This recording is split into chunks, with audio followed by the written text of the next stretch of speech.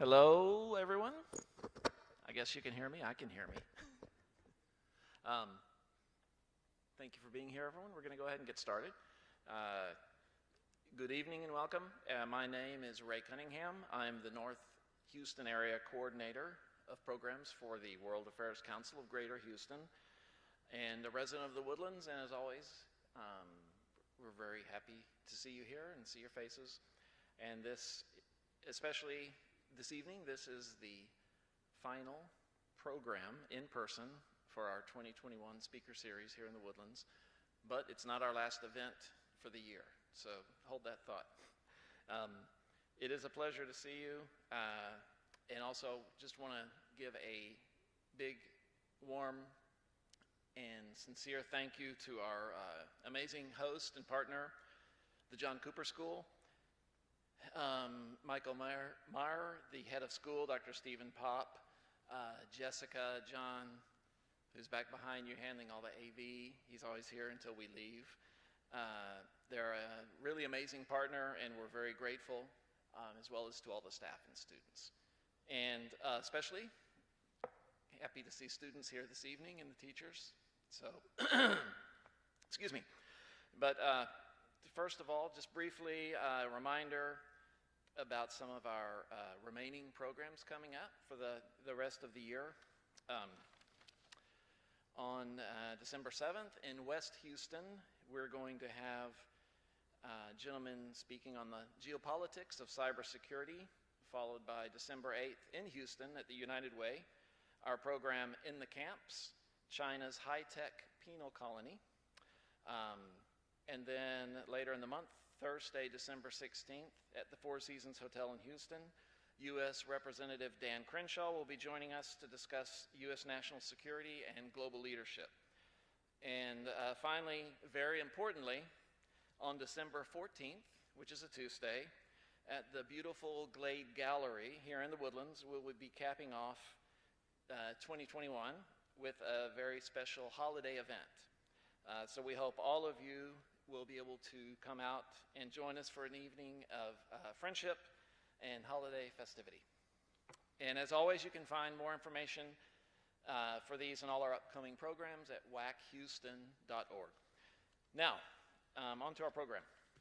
Just real quickly, in brief, it's hard to imagine that just 1 week ago today, Tuesday, November 9th, was the 32nd anniversary of the fall of the Berlin Wall. On the night of November 9th, 1989, the Berlin Wall, the most potent symbol of the Cold War division of Europe, came down.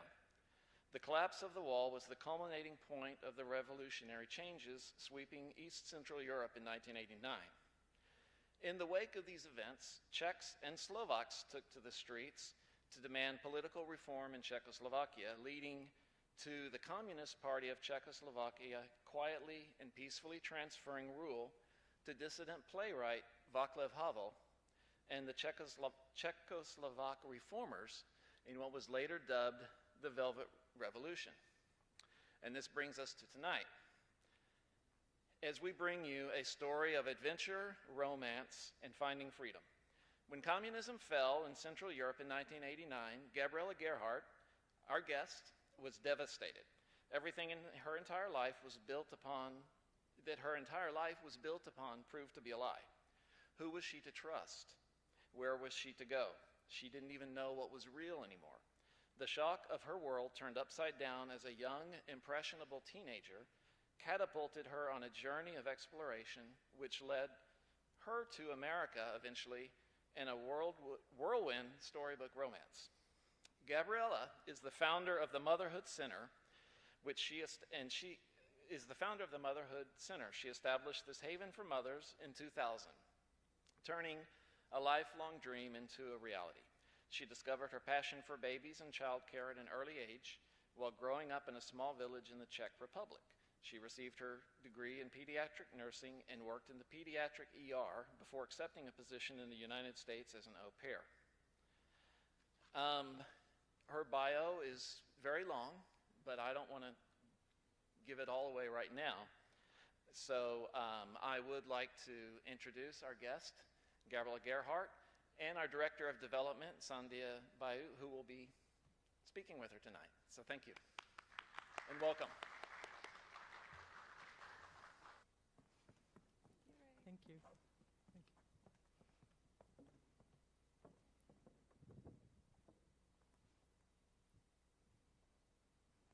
Can everybody hear us? Okay. Good evening. Good evening. Trust me, I'm not watching text messages. I'm putting it for timer. Thank you for joining us tonight. Yeah. Ray, thank you for the kind introduction and for setting the stage, literally, for the conversation tonight. And it's what a privilege to welcome you as well. And again, appreciate your time that you chose to spend with us rather than doing something else. Very special privilege for me also. A little bit of this is your story, not mine, but I did also grow up in Soviet Union about the same time as you. So we witnessed certain things from the country of Latvia and for USSR, a little bit more east than you were doing so. And if somebody would have said, do you ever imagine, and feel free to comment, that you'll be sitting on a stage in a private school in the woodlands talking in dialogue about free nation, I would never even believe that. That it could even happen, that two of us on the stage in the United States. Yeah. It's interesting how the world turns around. So again, thank you all for joining. It is a privilege just to have your book. Some of you have now purchased it. And we'll go through the Q&A session. It's really, there's no presentation per se, but I think we'll talk about a little bit of the past, the story, how we got here, of course the present, and what the future, might bring. So feel free to think about the questions to come. I think we'll talk about probably about half an hour, and from there on, as questions come, I think this more of an open format, just raise your hand, and we don't need to necessarily write the Q&A, the cards today, because it's more engaging. Everybody see you okay and hear us okay?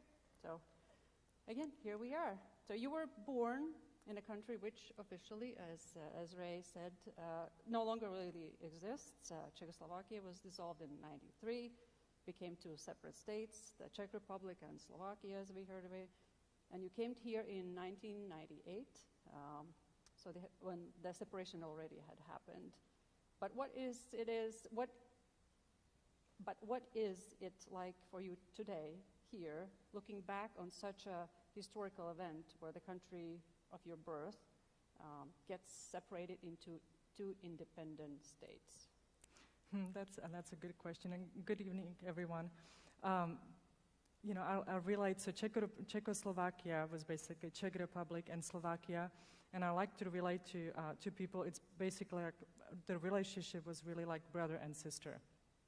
It's really like a siblings. And I don't think even people in Czech Republic, there was no really a voting, or it was just kind of decided we will separate. And actually my grandma's house is in Czech Republic and part of her garden is in Slovakia. So it just totally did not make sense. I mean, people have relatives. My grandpa was Slovakian, my grandma was Czech, and actually even on the Polish side, my dad is really Polish, my mom is Czech, and so it's really kind of like a sibling relationship there. And so I think we were just very much kind of surprised once that split happened, and people had to choose, if they belonged to the Czech side or the Slovakian side.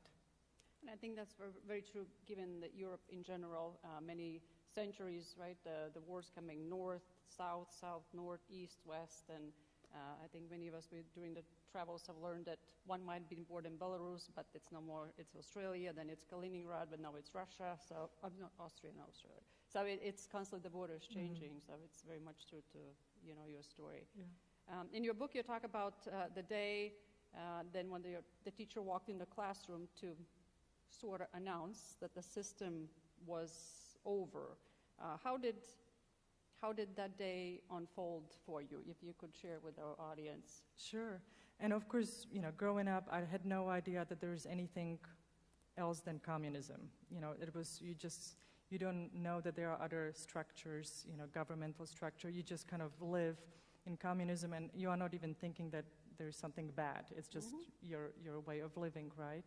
And so when Berlin Wall fell, we did not really know about it. Of course, I was 14, 15 years old, so I didn't know anything about politics at all. You know, I had no kind of a interest, no conversation. And of course, during communism, parents would never speak about politics with their children, or even amongst themselves, because, you know, what kids hear at home, they go to school, tell the teacher, and after that there's, you know, a knock on the door.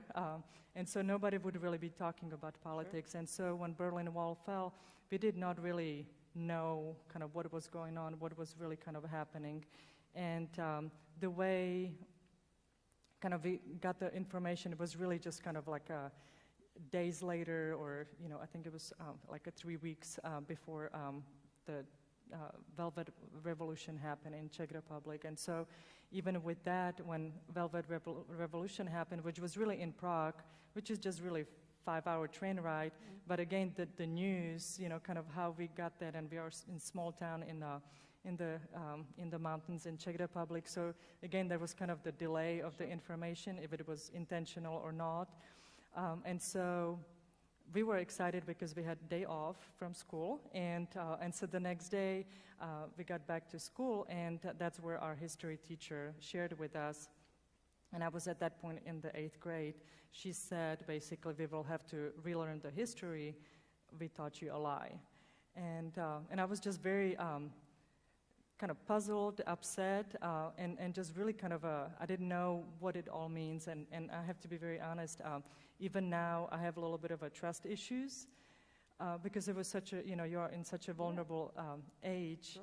And so somebody tells you, somebody who you trust and kind of the community you trust, that you've been maybe living lie or you've been lied to. You know, it was definitely very impactful. And even now, you know, many years later, you know, I'm still having that kind of even when I'm talking about it now, I have this kind of a feeling, you know, what else, you know, what other surprise is going to be. And so it's really after that, I don't have like a particular story like what we had to relearn, but it's basically our history books.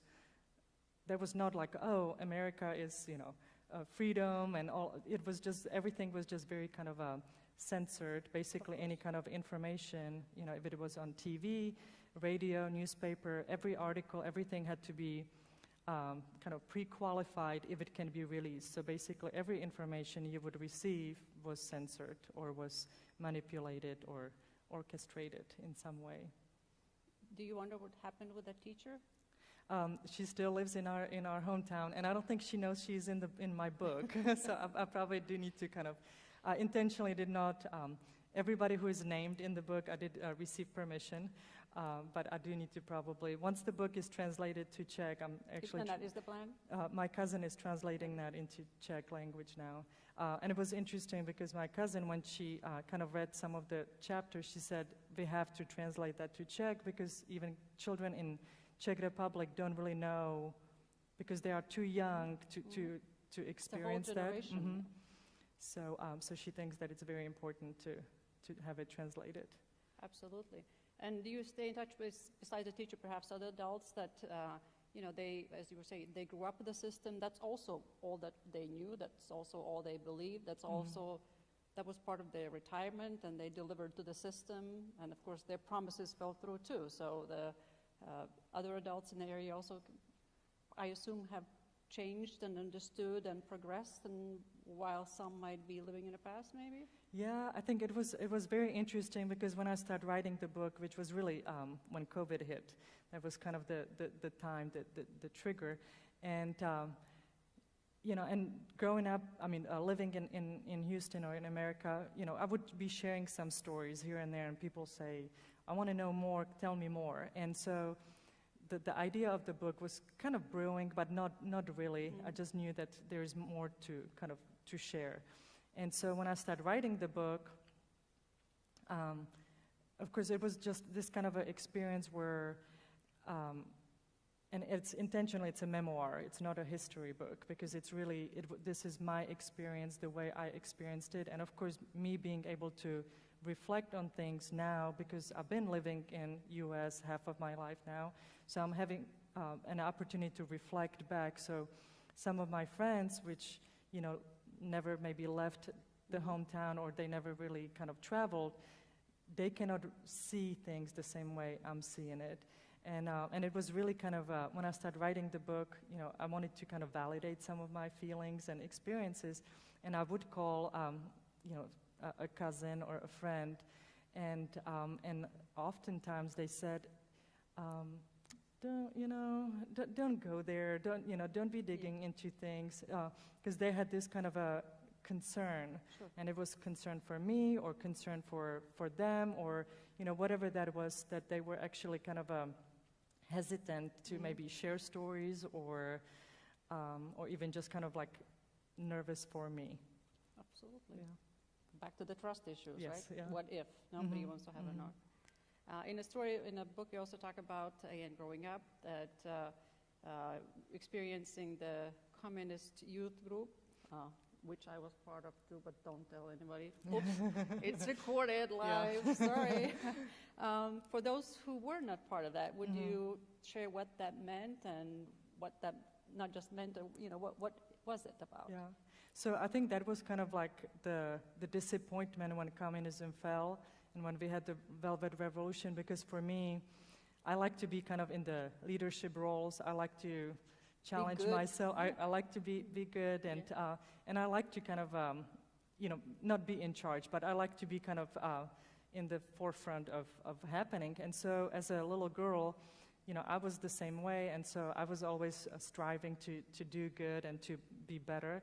And so I was part of it was pioneers. So it's basically kind of like Scouts, like a Girl Scouts, Boy Scouts, but it did have, which we didn't know at that time, had this hidden agenda. It was just really kind of a propaganda. It was really just kind of, I cannot think the word now, but it was just really kind of a, step or next step? Yeah, kind of forming you, and so we would kind of rehearse different oaths, and, the oaths would be like, of course, listen to your parents, but respect authority, and a lot of it was just kind of the system, and so when I started writing the book, I was doing a lot of research, just again, kind of validating my feelings and kind of experiences, and I started learning more and more about that indoctrination we were experiencing really through this this youth group, and it basically started starting from 6 years old, so from first grade on, and so I was really kind of caught up in that, and I was very excited. I was right there, I had my red scarf, neatly tied. You had to like perfect all of that. My shirt was always perfectly ironed. My dad was like perfect ironing, so I had that, and so I was really kind of thriving on that and just really enjoying it. And it was really done in a way that it was really kind of non-threatening to the children. But as we were kind of getting older, that's where, when communism fell, I knew kind of my climbing the ladder. I knew once I go into high school, I will be in the next level and next level, and so I was really looking forward to it. And so I was, when communism fell, I was actually angry because I knew my dream, my kind of climbing the ladder and all of that was over. But of course now... There's no more ladder. Yeah, there's no more ladder. And so really kind of, when I was doing research more on the book, I realized how the propaganda and how the indoctrination was really working and how caught up I was in it. And I would probably, who knows where I would be, and I if would probably say communism... there was really no other way. You didn't really have an option. That was not a suggestion. It was rather you were volunteer told, that... I mean, it's, basically, I mean, the same, like, pretty much everybody had to be part of the Communist Party in order to have a job. So you would have a booklet with little stickers in it, and so, Yeah. So looking back, again, the Gabriela that was in, early 90s or late 80s, and then the Gabriela of 2021, looking back, completely surreal, different timing as when. What would you, or might you say to the Gabriela of 1990s? I was a happy child, so, and I had happy childhood. My parents were just very involved. My community, everybody was very involved. So I had overall just very happy childhood and happy kind of a good experiences. When I was teenager, after the communism fell, I had kind of a sense of rebelliousness, and just kind of desire, okay, so if that was a lie, if that was made up, what else is there? And so I had really kind of the desire to travel and explore and just really kind of whatever came my way, I would always say yes to it. Because you just never know, if you say no, you will never know. And so for me, it was really kind of the traveling and exploring and just really kind of putting myself almost in like uncomfortable situations, just kind of keep challenging myself because at that point I was kind of hungry for more, like what else is out there. And of course, during communism, you could not travel, or if you travel, you would go to another communist country. And so once the borders opened up, I would be hitchhiking to south of France, and I would be doing all these, crazy things. Don't hitchhike, now. It's not safe. But of course, in the 90s, it was, pretty common, for everybody kind of be transporting themselves in that way. I guess the lesson is take any opportunity that comes your name, and then decide where it takes you. Exactly. Because that opportunity might bypass and might not come back at all. So. Well, and I feel like you always learn, even if it's an experience you said yes to, and it was not what you wanted, well, there's always lesson, so I like, that's kind of my philosophy. Yeah, and some of you know I say no, would have, should have, could have. Mm-hmm. So it's very much so, I think, a similar spirit of, exploring the world. Looking at both of our heritage as well a bit, both of us are American now and are immigrants here, we live here. Do you consider yourself American now, still Czech? Kind of what is how connected, I guess, you feel to your heritage that now you also are an American? Yeah. I think it's just so hard because there were, almost really the first 20 years of my life here in America, I was really trying to be so Americanized. I wanted to learn the language. I wanted to just really kind of get engaged in the American culture. And of course, I started business, pretty much a year after I was living here. And so learning about business and kind of, so I was just so engraved and kind of so submerged, I guess, in taking on that opportunity to now living in America and kind of learning things. And anytime I would be reflecting back on home and my family, it would hurt. I could just start crying now. I'm just super close to my family. And so till really just kind of a couple of years ago, I did not have any of my family pictures in the home. I have them in my heart, sure. And but it was just really so hard to even not, to see the pictures. Of course, holidays, when holidays come up, you are always having that kind of a sadness. And so for me, I'm so grateful and appreciative of the upbringing I had and the family I have and and really kind of the whole community, which that really kind of what made me who I am now.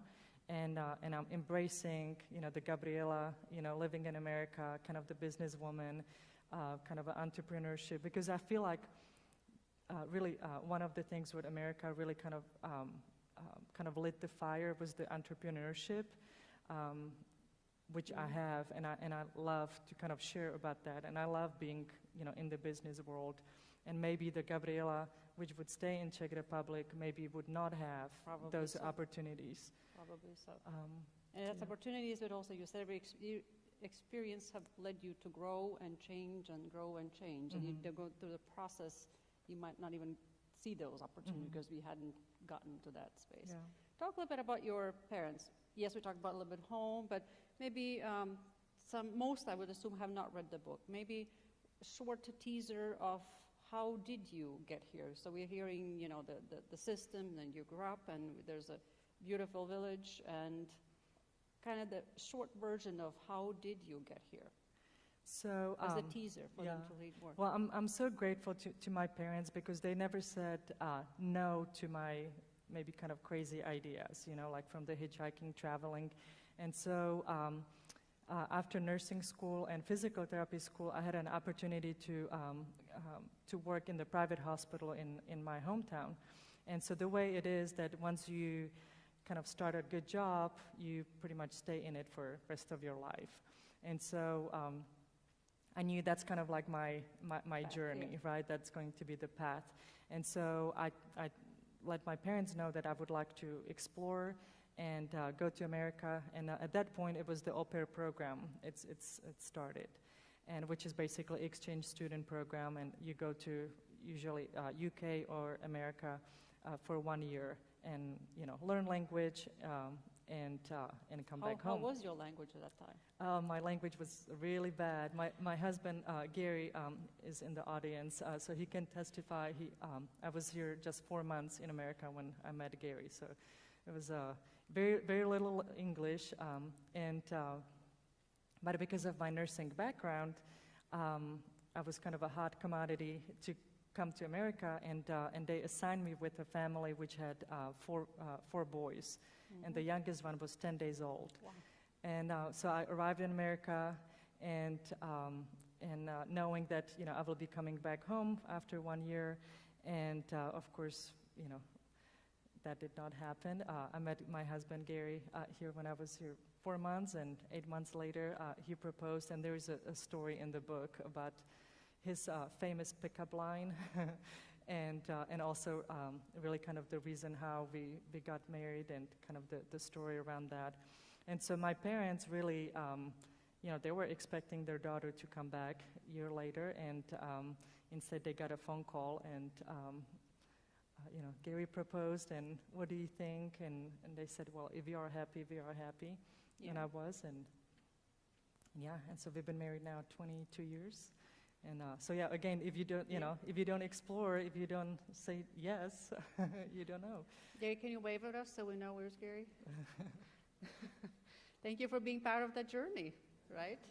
If you didn't meet at that time, the paths would have been gone completely in different directions. So welcome. Did you ever envision staying here, marrying an American Gary? No, I had actually big party plan coming back to Czech Republic, because of course I didn't see any of my friends and my family members for years. So I actually had a big party planned, and how did that work out?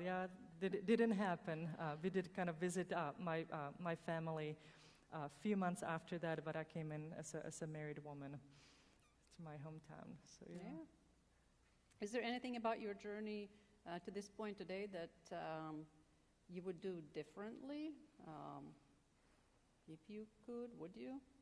Not really. So. It's I'm again just kind of I'm so grateful for all the opportunities, and I had plenty of challenges in my life.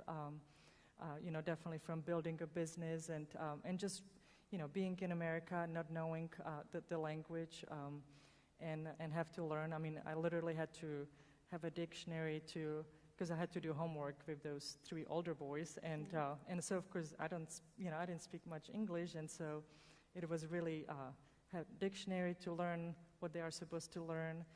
The hardest one was the spelling words. Nick, one of the boys, when he misspelled the word which I pronounced, he would have to write it down 20 times, and so of course, if he misspelled it, it was of course always my fault, till his brother stand up for me, and so yeah. And for those of you which have friends which are wanting to learn English, highly recommending the TV show Friends, and that was really that's how I learned. So I was basically au pair, kind of a caregiver for the children from 7 a.m. to 7 p.m. And after that, I had off. And so right after dinner, I would go to my, au pair room. And luckily, the family had a TV there and with subtitles. And so I would be, listening and, of course, learning the American, way, how the youth is here. And so I would be listening. So I had the auditory, and I was reading the subtitles. So even now, like, I'm correcting my staff, it's like, this is misspelled, because it's just like visually, I can kind of see how the words are supposed to be. Mine was Cheers. I don't know why, but Cheers was easy for me to follow. And what's the show with the 4 older ladies in Florida? Golden Girls. Golden Girls, but just because you could follow their jokes, you know, they spoke slower, and there was not much of this cliche that just you wouldn't understand. So it was kind of funny, that kind of what speaks to you. Gary is laughing because I would be like watching Golden Girls, you know, and it just Meet the two Golden Girls. Yeah. No. That's kind of funny. Where does talk about you keep referencing your business and then being the entrepreneur. Maybe speak a little bit. Where do you think that spirit comes from? We mentioned that perhaps it was the experiences led you to it. Maybe it was always there. It just wasn't, couldn't blossom so well. I do think that kind of the entrepreneurship spirit in me was really probably from my grandparents. They used to have a grocery store kind of in town, kind of the one grocery store, kind of convenience store where you go for pretty much everything. Yeah. What was interesting is when communism, in 1948, when communism took over Czech Republic, they took over their store. And so basically my grandparents immediately became the employees of their own store and basically working for the government. And of course I did not really, I've heard that story, but I didn't kind of know much kind of what to do with that. And that was, kind of taking away properties. That was just kind of like, that's kind of how things were during communism. And so when I came to America and when I started my business, I do feel like I kind of tapped into the grandparents, the genetics, of the entrepreneurship. And I think just kind of living in America, and I love Houston, I love Texas, and I think it kind of nurtures that entrepreneurial spirit. So with my business, because of my nursing background, it just kind of, I don't want to say fall in my lap, but it was just really, I got a phone call from, or my husband got a phone call from a friend of a friend. We just got home from the hospital with a newborn and have no idea what to do. But we've heard that your wife does. And so I spent a couple of weeks with the family and basically teaching them everything from nursing to baby's kind of routines, how to understand the baby's needs. And they called me baby nurse. I'm like, I guess I will be baby nurse. And because one thing is my degree did not translate to America, which I know a lot of foreigners are experiencing that. So I could not go. I applied for so many different nursing jobs and physical therapy jobs, and every time it was like a rejection. We cannot translate your degree here. Yeah. And so for me, it was basically starting completely all over. And so when I was called baby nurse, I'm like, okay, I need to explore that more. And of course, that one job led to another job, and I started training other women. And now, 21 years later, 35,000 clients later, wow. It's been exciting, and we kind of evolved, from the childcare to nanny placement services to education. So we have all the childbirth education and breastfeeding and different support groups and massages for expecting and new moms and exercise programs. And so I have a team of about 40, 50 all Houston-based? Mm-hmm, mm-hmm. All in Houston-based. And remind us, what is the name of your business? It's called Motherhood Center. So we are here in Central Houston, but we go visit clients pretty much all over the city. Yeah. So it was so funny, kind of your conversation just merged into the question where I was going to ask you if you would talk to your business. Obviously, we've highlighted that already, but yes, that's fantastic. How again, an opportunity that perhaps might have been a frustration at a certain time of you spending time in education and preparing yourself, and here you're done to be employed at a private school in Czech Republic, and comes here, it almost translates into zero when you have to go back to school. But again, I salute you for making that into something else, and here you are applying the same skill sets and being so helpful to 35,000 of your closest friends by now. So I'm sure they are very grateful. Oh no, definitely. Yeah, a lot of the babies I was taking care of now are, in college, and from those little babies to, big boys on Rice University, soccer, college, or the football team, not soccer. How did COVID and how did that affect you? I would assume, I don't know, but I would assume a lot of things that you offer were person to person, right? So I think that the COVID definitely, just the silver lining, like everybody experienced or tried to kind of find the silver lining. So we definitely, from one day to another, I was basically told we will have to shut down the business, and of course, my clients are expecting women and expecting, dads, and so it's like you cannot put the pregnancy on hold, And so I'm like, okay, we have to quickly, think on our feet, and so we basically from one day to another converted all of our education and exercise programs into virtual. And so, of course, for many months, we were doing either just virtual, once we kind of start being able to do in-person again, so we would start doing virtual and in-person, and so now we actually evolved and created a Motherhood Network. So we have the Motherhood Center and Motherhood Network, which is kind of the virtual aspect of all of our learning. Wow. And so now we have actually clients from all over the country. I was going to say, now you have expanded your reach. Yeah, and actually clients from all over the world. We have clients from Australia and UK. So there was kind of another opportunity. Connection. Yeah. Mm-hmm. Oh, congratulations on thank that. you. I know, I can't believe it, but already closer to, other part of the 8 o'clock, around the 7 o'clock hour.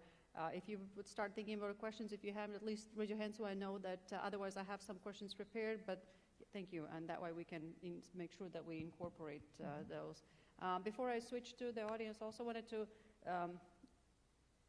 question of communism and the religion, a little bit of what you experienced, not what I experienced, which I experienced about this much religion for the reasons, but would you speak to the audience of what was experience, or what was it to practice religion in Soviet So it was, so definitely religion was kind of a either absolute no-no, or it would be maybe like the grandmas, which did not have that much in stake, holding job, or so they might go to church.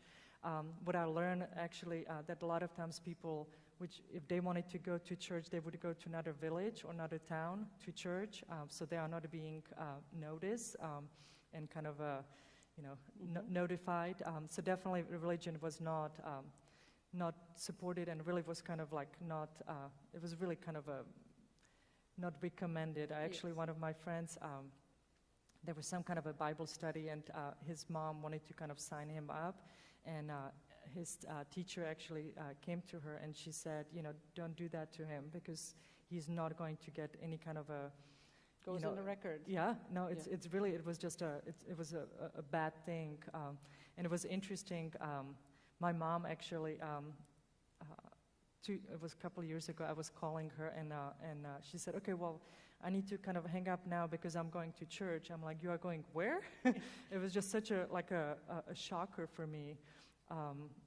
But it was definitely, it took many years for people to feel kind of more comfortable, but yeah, religion definitely was not supported. Absolutely. What did your family think that you said, Mom, I'm going to write a book and it's going to be all about you? And I didn't tell them it's going to be all about them, but I did have some questions, for them. And my parents were also kind of, I would say, nervous about me writing a book, especially when I shared kind of the title. And first it was, of course, like, oh, it was not that bad, and this was this, then that. And so I did, of course, I needed to learn more about kind of the childhood and what my parents were experiencing. And honestly, I had to be very careful and kind of delicate, because I didn't want to make my parents to feel bad. Sure. Because like you said, I mean, you had to be part of the Communist Party. There was not really any other way. If you had a family and you wanted to have a job, that's what you did, right? And so definitely my dad was involved in the Communist Party, and so I did not want it to, as I was kind of asking different questions, I didn't want them to feel bad about things. And of course, having that perspective of living in America and kind of reflecting on things, I could see through things a little bit more. And it would be even just, my mom was working in the grocery store, and so we always had access to like the tangerines. If you speak to anybody from the communist country, they always have very fond memories, and I see the smiles here. I mean, tangerines, it was so precious because it would be just once a year, and you would have, lines, 2 blocks long to get, 3-4 tangerines, and you just treasured that. And I remember just like sucking on each little piece, because it was such a... Any tropical... Yeah, very tropical, and of course it would come only from other communist countries, so it would be Vietnam or Cuba. And so, but we always had tangerines for Christmas. Yes, And so when I talked to my mom, kind of like, tell me like a little bit more like how that was. And she said, well, I would like hide some tangerines because she was working in the grocery store, so she kind of stashed them. And she said, well, and why do you think you and your sister would have nice T-shirts? I said, well, why? And she said, well, because the lady in the clothing store would trade. So she would hide some things from my mom. And so as my mom is telling me this story, I'm like, that's wrong. Like, it shouldn't be that way. But she was not thinking, because that was the way of living. And so, of course, I was not going to, well, if mom would understand English now, she would be hearing that story. But but I did not want it to make her feel bad, because that was just kind of how it was. My mom worked in a store and know exactly how that worked. Okay, so yeah, we need to kind of talk more about all of that after this. So, but I want also be this conversation with you, not just the two of us. So please, I think maybe let's take a pause here. Let's see how the questions go. If not, again, we have other ones. And so again, if you have a question, if you would stand up and speak up, maybe say your name or affiliation if you choose to. If you're a student, let us know, or if not, at least with the name. So you have a question? And sir, do you have a question in the back as well? Okay. So he was. Yeah. Go and then to you, please. Yeah. I'll get a microphone. Hey, so I'm Andre, and I introduced myself earlier. I think I find myself in a similar situation as you. I'm from Czech Republic as well, and I had family both in Czech Republic and Slovakia. And I found it interesting. Last week we had Congressman Adam Schiff speaking to us, and he mentioned that he was a legal consultant, I believe, over in Czechoslovakia during the split, and he was using Vladimir Mečiar as like a warning example of authoritarianism and xenophobia and all these kind of things, and propagated all of that. And I was kind of surprised to hear all this because, I mean, I was very young, maybe like 7 or 8 when that happened, but my impression was kind of, having family on both sides of the border, just kind of like, the Velvet Revolution, kind of peaceable. Everybody was just like, okay, we'll go our separate ways, no hard feelings on either side. And I was just kind of curious what your experience of that was when you were living through that. Through the Velvet Revolution, yeah, not the fall of communism, but just kind of the split of the siblings, if you will. The split of Czech and Slovakia. Yeah. Yeah. No, I mean, at that point, you just kind of, it's not like you can influence things or you just kind of go with that, right? I think I don't know what was really kind of the reason behind it, and I'm sure if I would kind of study up a little bit more history on that, there would be some kind of a valid reasons. But yeah, I don't think it was something that the country wanted. I don't feel like the people, that's what they were desiring to do. I think it was just kind of like a political move and some kind of a decision of maybe a few people. That's kind of how I felt. So yeah. Thank you.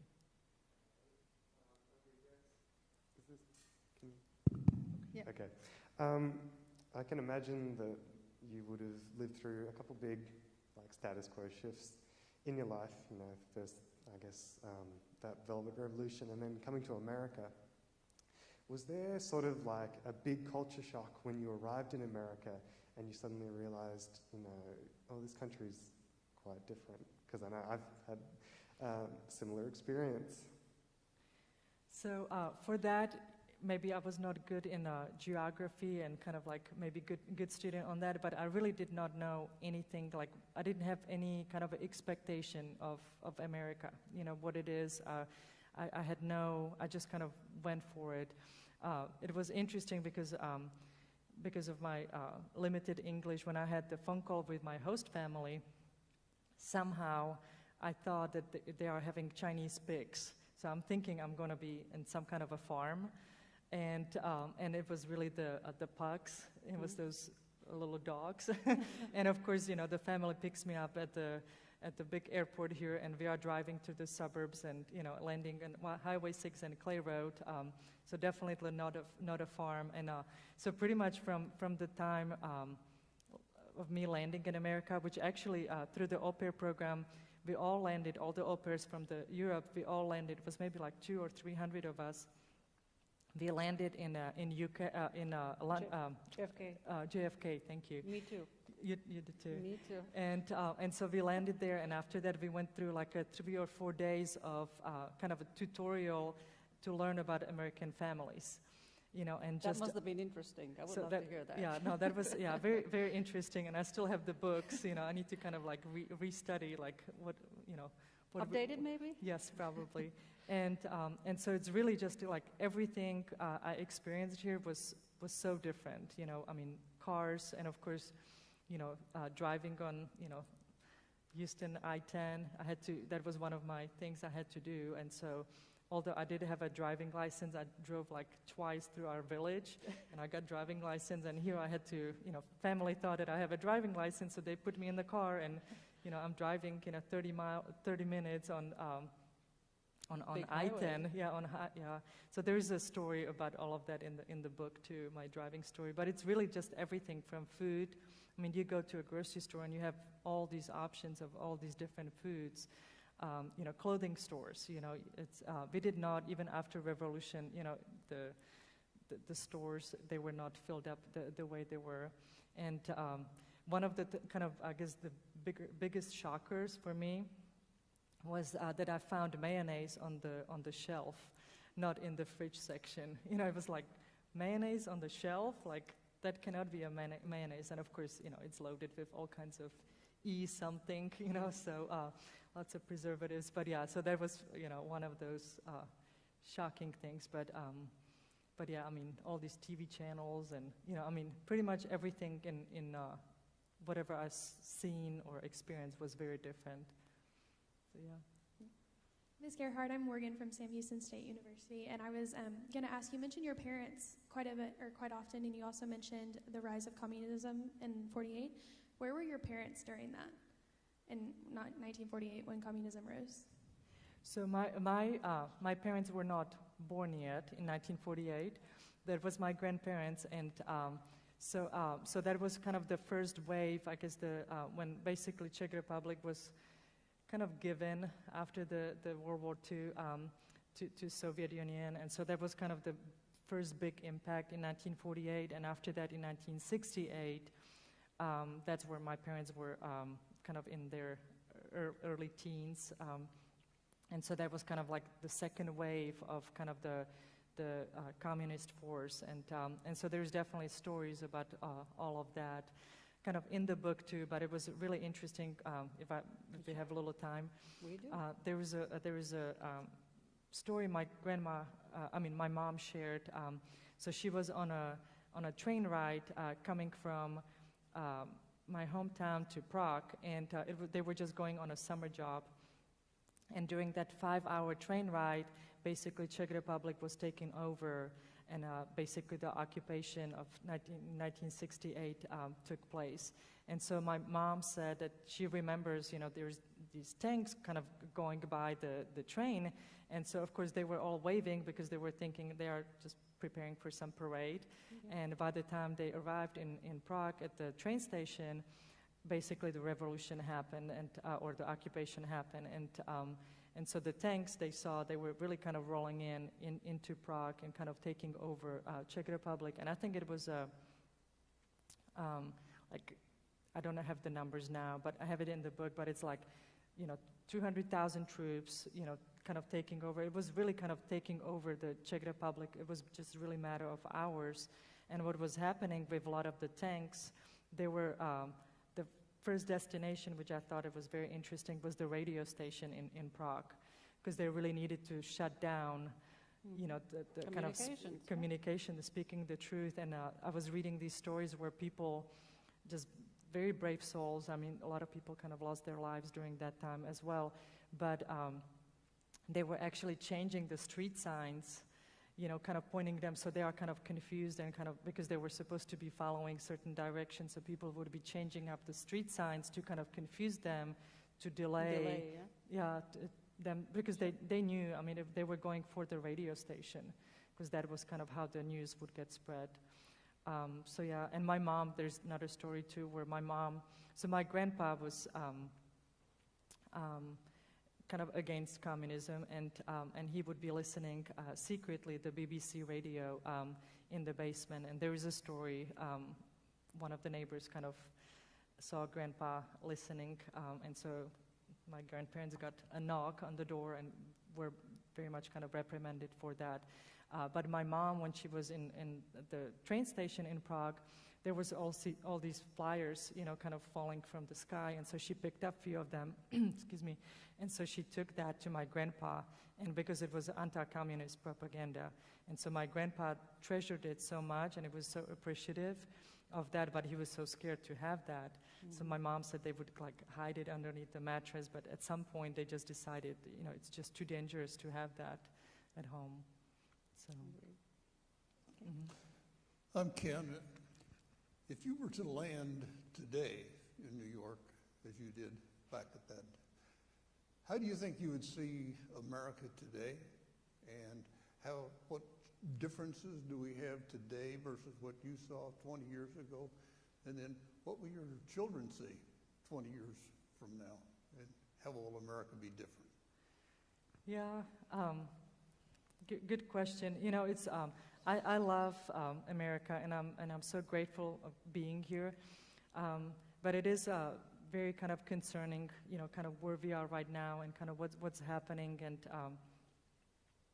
And when 9/11 happened, that was one of the very kind of a patriotic and kind of a emotional things, and just it was just so beautiful to see America kind of come together and just really we had kind of a common ground and common kind of a force behind us, and it was just very kind of inspiring, and that happened really because I came here in '98, and so really 3 years later it was 9/11, and so it was, to me, it was just very inspiring, and how patriotic America is, and how proud people are being.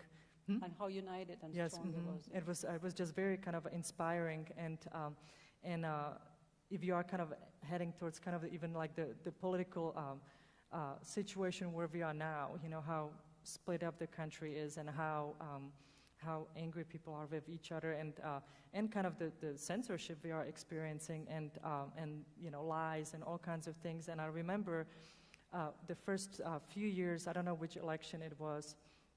It was so interesting because people would have signs, for political party. That didn't matter which one, but they would have like signs in their yard, and like a bumper stickers. And I would be always, every time I saw it, I would have like this great discomfort and kind of like a scare for these people that they are kind of like putting that out there. And of course, you wouldn't need to be worried, right? It was just kind of like, but I had this kind of internal feeling that it's like, be careful because somebody can do something to you because you are not, for the party this other person wants. And now, 20 years later, we are in that situation, like just because one person is voting for one party, people are just so against it, and I just so hope that America is going to kind of reunite, and I'm hoping it's not going to be some kind of a tragic event like 9/11, but for America just really kind of to reunite and just really, what I'm getting a lot of calls from my friends, and they are just so confused because they are like, America is the beacon of freedom. If freedom fails in America, or kind of the spirit of freedom and kind of the freedom of speech and all of that, if that fails in America, like it's over really kind of for the whole world. And so it's so it is a. I'm hoping that things will be better in America, and people are going to kind of understand how grateful they should be for what we have here, and it's definitely kind of from the educating the youth and, educating in the right way, and kind of having that kind of a patriotic spirit. I remember my dad when he, first time when he visited, it was during the rodeo time, and he was literally kind of like shocked because, people were like, so excited, and everybody had, flags everywhere, and my dad was like, people are paid to have these flags, or, I'm like, no, people are just like excited, they are just patriotic, and he was kind of very kind of puzzled with that. And of course, when there was parade, people are, smiling, and he's like, are people being paid, to smile? Because that's kind of during communism, I mean, that's kind of how it was. Nobody was like happy, but you were forced to put smile on your face, So it's, I don't know if I completely answered your question, but feel free to have a different world today. it is. We have one of our students, Yeah. future generation. Sure. So my name is Hunter. I'm from Sam Houston State. I just wanted to know how you think that your perception from being from a communist nation of the United States is as opposed to someone who's lived there all their lives. Living in Czech Republic all their life. Living in the United States. Yeah. Well, I think just seeing, because if you are, and I think I will kind of change the question a little bit, just like I'm able to have such a different perspective because I've been living in America on kind of a situation or kind of life in Czech Republic and in America, the same way I would not be able to give somebody a perspective on living in Czech Republic completely because I'm not living there. And so for me, it was just really kind of because half of my life was in Czech Republic and half of my life here, I do feel like I have this kind of a interesting kind of a view or opportunity to see things. And I think that people in America really need to understand how grateful they need to be, for the freedoms you have here. Like even in Czech Republic, just till a month ago, when we had election in Czech Republic, was first time when Communist Party was not voted in.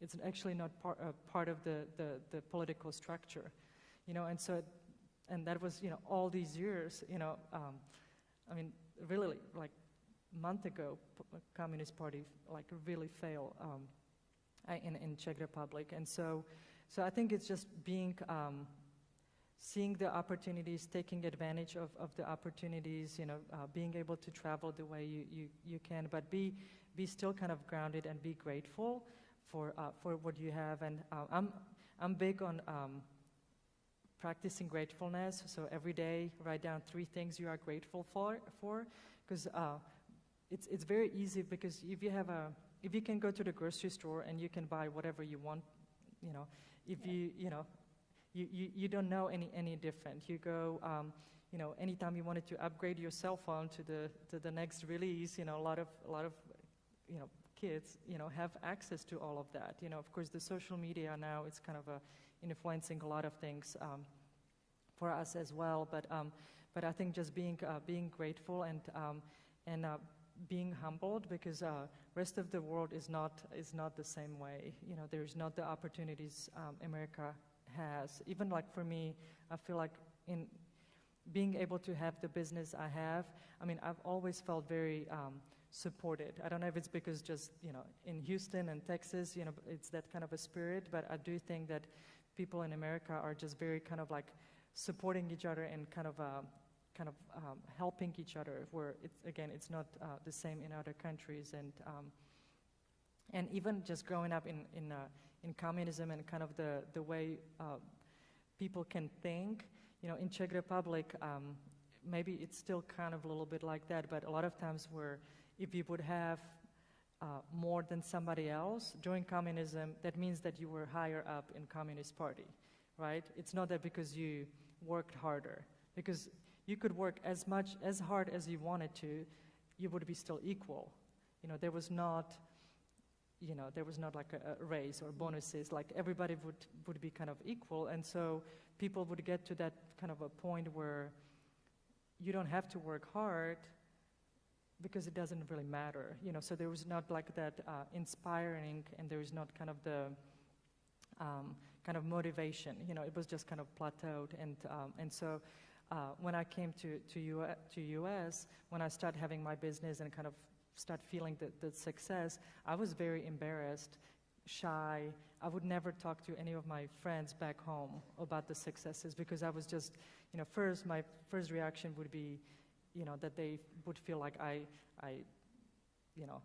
cheated, I lied, or because that's kind of how it would be during communism. Because if you would have a car, it's because you again, you were higher up in the communist country, if you had in the Communist Party. And so it was just very kind of interesting to kind of be building a business and having that kind of a internal fight within. And, I'm almost kind of over it. Yeah. I'm already kind of like starting to kind of embrace it and sharing it, but it really took a long time. And so, imagine kind of living in that kind of, all the students, graduating and getting jobs, and everybody would be just kind of, it doesn't matter if you are working hard for your grades because you get the grade anyway. So yeah. I think our time has run out, and to your point of being grateful, so certainly 3 things that I'm grateful today is for having you. Thank you. For having you, and for wishing everybody a happy Thanksgiving. So more grateful, spread the joy and being grateful. See your family and absolutely stay healthy. Again, thank you all for being here today. Thank you for being with your story, me reliving in preparation for the story. So again, thank you for that. We'll see you on December 14th. I think with that, we'll go say thank you, have a good night, and drive safe. Right? Thank you, everyone. Thank you, Gabriela. Thank you. Thank you. Yeah.